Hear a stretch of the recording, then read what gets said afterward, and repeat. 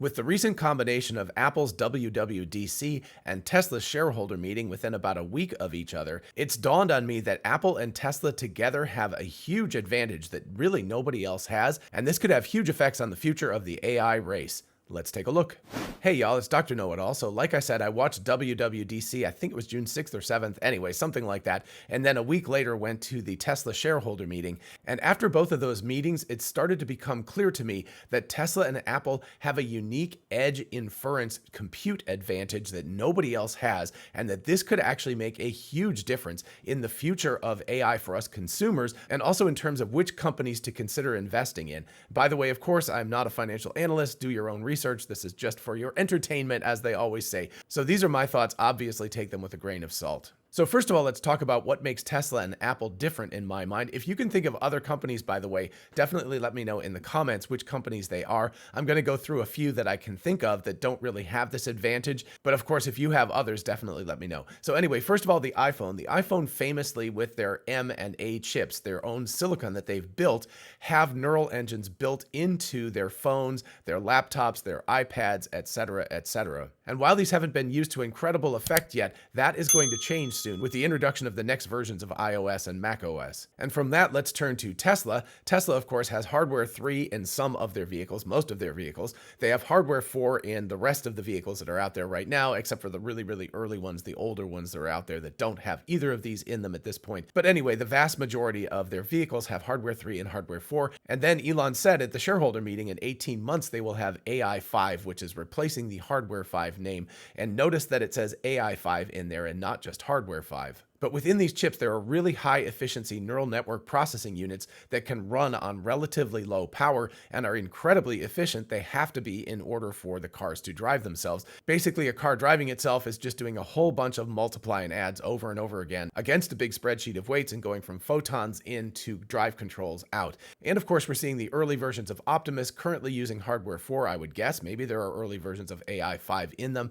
But anyway, they will definitely move to AI 5 as well. So we're going to look at a very, very similar thing for the humanoid robots to the vehicles, except that the output control is immensely more complex than in a car. Remember, in a car, you've got steering angle and you've got acceleration and braking. That is about it. In a humanoid robot, you've got walking, you've got hands, you've got moving the head around, you've got moving the torso around, picking things up, a whole bunch more interaction with the world. So much more complex. But obviously, Tesla can leverage the experience that they had with full self-driving and building that to build a really amazing vision-based AI system for their humanoid robots. So what do these two companies have that other companies don't? Number one, they have incredibly tight vertical integration of their software and their hardware. They can build the hardware specifically for the software team, and the software team can write code specifically for a very limited set of hardware. This is something that other companies don't have. If you think about Microsoft, for example, they're very, very successful, but they don't build their own phones and they don't build their own laptops, and they actually don't even build their own server farms and things like that. They depend on third-party hardware to do that.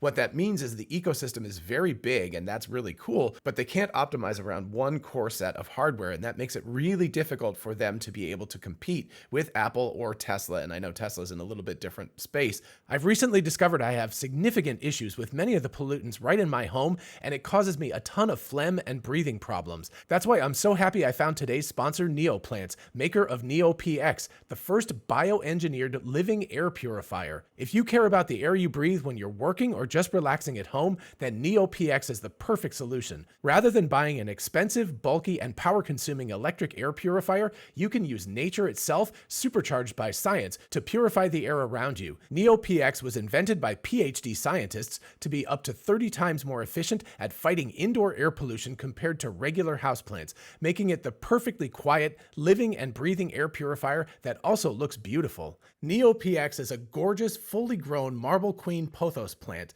I mean, look at it. It's absolutely beautiful. That's great in low light. A self-watering planter that shows you when you need to water the plant, and the magic touch Neoplant's bioengineered plant microbiome that eats harmful air pollution like volatile organic chemicals that can harm your health. And it's super easy to use. Just add power drops to the soil once a month, set the plant where it can get some sun, and water when the green indicator disappears. It couldn't be easier. As you know, I'm a data nerd, so I bought an air quality monitor to see how well NeoPX did. did, and it amazed me. As you can see, the volatile organic chemicals, or TVOC, went from 0.546 milligrams per cubic meter down to only 0.016 milligrams per cubic meter with my NeoPX. I'm breathing easier already. Be sure to click the link below or scan the QR code to get an extra power drop sachet when you order your NeoPX. That's 7 months of pure air. A big thanks once again to Neoplants for sponsoring today's video and you for watching. Be sure to use my link to get a 7th month of pure air when you order a NeoPX.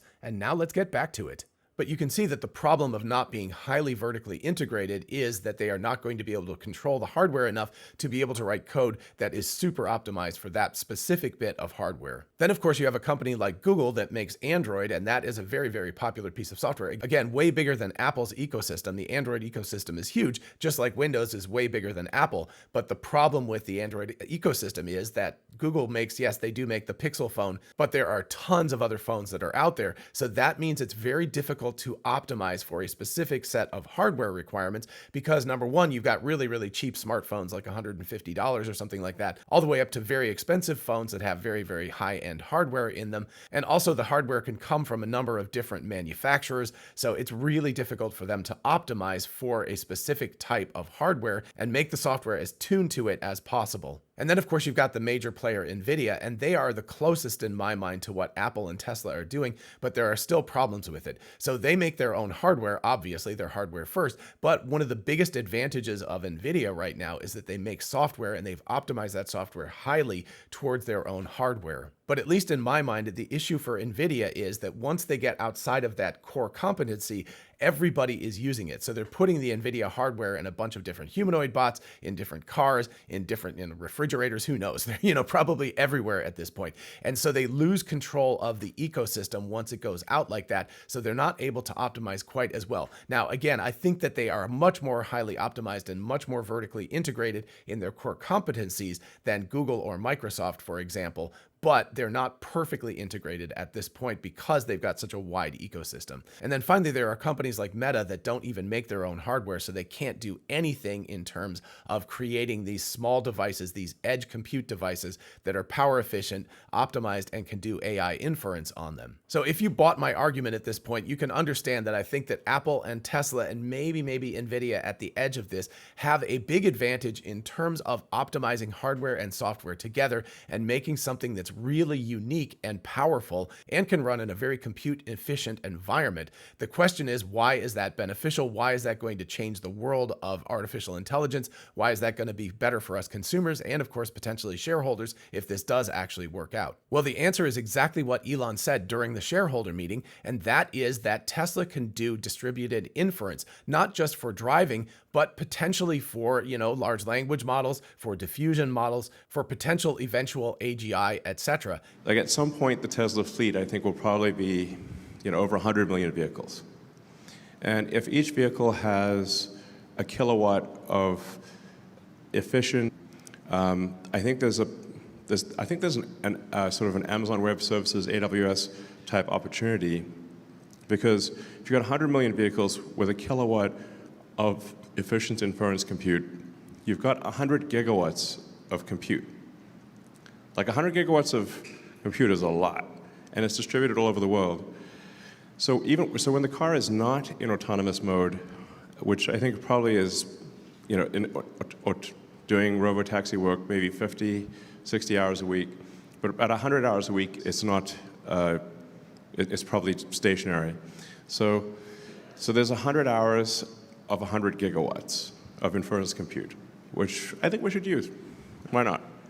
When people looked at Amazon, which started out, obviously, as an online bookseller, and it's has grown to be, and then Amazon Web Services, they got all these computers that only really see peak usage sometimes, but what are they going to do when it's not peak usage?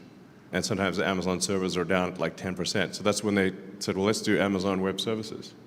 And then Amazon Web Services became more valuable than the entire rest of Amazon. And I think there's some kind of opportunity there that's pretty significant for Tesla down the road. Again, that's really, nobody's really factoring that in, but I think that actually will be quite significant.